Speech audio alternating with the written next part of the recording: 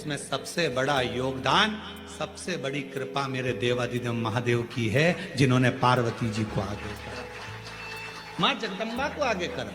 तू असुरों को मार सकती है, तो भद्रकाली बन सकती है, तो कुष्मांडा बन सकती है, तो स्कंदा बन सकती है, और एक समय ऐसा आए तो तू अन्नपूर्णा भी बन सकती है। याद करिए, जब पूरा विश्व भूख से बिलख रहा था, पूरा विश्व, अकाल पड़ गया पूरी सृष्टि में, तड़पने लगे लोग, पक्षी मरने लगे, पशु मरने लगे, मानव मरने लगे, कुछ नहीं बचा। शिव अखंड समाधि में डूबे हुए थे और शंकर भगवान अखंड समाधि में थे। देवता आए शिव जी से प्रार्थना करने के लिए, शिव जी उठते नहीं। ब्रह्मा जी आए, शिव जी उठते नहीं। इंद्र आए, शिव जी उठते नहीं। अखंड समाधि में लगे भगवान देवादिदेव महादेव, उठने का नाम नहीं। नेत्र बंद, क्या हो रहा है मालूम नहीं, पर पार्वती माता से रहा नहीं गया। सूचना मिली पूरा ब्रह्मांड हिल रहा है, सब भूख और प्यास से तड़प रहे हैं। तब मां अंबा जगदम्बा माता पार्वती ने विचार करा, मेरे बच्चे, ये संसार के लोग भूख से तड़प रहे हैं। तब मेरी मां अंबा जगदम्बा जी ने तुरंत अन्नपूर्णा का रूप धारण करा। भूमि पर चरण रखकर धान उत्पन्न किया।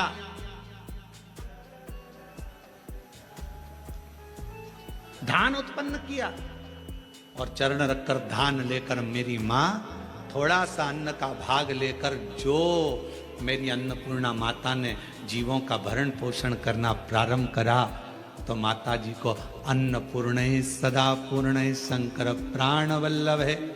भगवान शंकर की प्रिया मां जगत जननी पार्वती जी जगत का भरण पोषण करने वाली हो गई।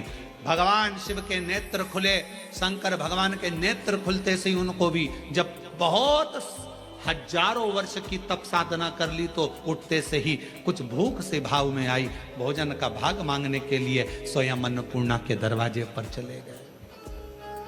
स्वयं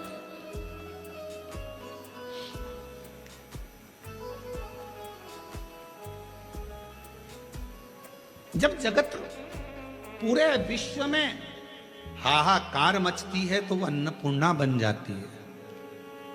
अगर नारी को अगर शक्ति दी है तो किसने दी? शिव ने। शंकर भगवान कि सारे चरित्रों को उठाकर देखिएगा, केवल देवादिदेव महादेव अपना अर्ध नारीश्वर स्वरूप का दर्शन कराते हैं। आधा शिव, आधा पार्वती। पार्वती तू मेरी शक्ति है, शक्ति ही शिव है और शिव ही शक्ति है, दोनों है।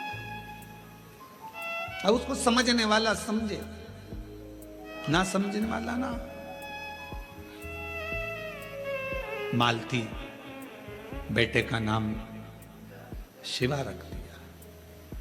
पति पांव से विकलांग था, करता कुछ नहीं था। अकेली मेहनत करने जाती है, परिश्रम कर। अब दुनिया की रीति है, जब एक नारी पुरुष की तरह आगे बढ़कर काम करती है और आगे बढ़ने का प्रयास करती है, तो दुनिया के लोग ताना देने का प्रयास करते हैं, उसका विल पावर कमजोर कैसा कर प्रयास करते हैं। पर जितनी भी मेरी बेटियां इस कथा को सुन रही हैं, जितनी मेरी जीजियां इस कथा को सुन रही हैं, जितनी मेरी माताएं इस कथा को श्रवण कर रही हैं, दुनिया का कोई व्यक्ति तुम्हें कितना भी ताना दे दे, कितनी भी गाली दे दे, तुम्हारे ऊपर कितना भी अपशब्द कह दे, तो भी अंदर से टूटना मती, दमदारी से चलते रहना, आगे बढ़ते रहना। तुम्हारा कर्म तुम्हारा जवाब देगा,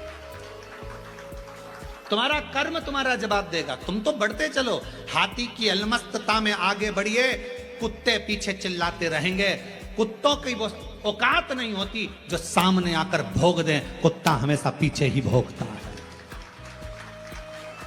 तुम अपनी अलमस्ती में चलो मेरी बहनों, तुम अपनी अलमस्ती में चलिए मेरी जीजियों, अपनी लगनता, अपनी कर्मता। मैं मेहनत करूंगी, पढ़ाई करूंगी, परिश्रम करूंगी, मैं आगे बढ़ूंगी। लोग ताना देंगे, अपशब्द कहेंगे, गालियां देंगे, आपके बारे में आड़ा तिड़ा विचार रखेंगे, पर आप एक हाथी की तरह बढ़ते चले जाना, क्योंकि कुत्ता पीछे ही भौंकता है, हाथी के सामने नहीं आ पाता।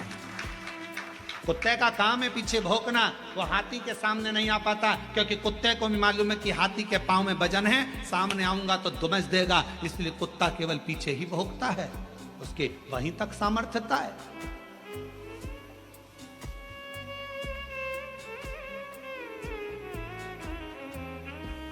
एक बहन, एक बेटी, एक मां, एक स्त्री जब अपने कर्तव्य पथ पर चले, उसको सोचना नहीं चाहिए कौन क्या कहेगा। आग लगे बस्ती में मस्ती में, क्या किसको रोइए सोइए, कौन कहेगा क्या बोलेगा बोले।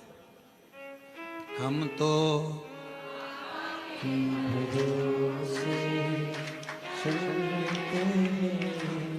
तो बाबा के भरोसे चलते, ये दुनिया वाले जलते, ये दुनिया वाले चलते, काशी वाले के भरोसे चलते। अपनी मस्ती में मेरी बहनों, मेरी जीजियों, मेरी बेटियों, अपनी मस्ती। क्या हाथी सबसे भिड़ता है?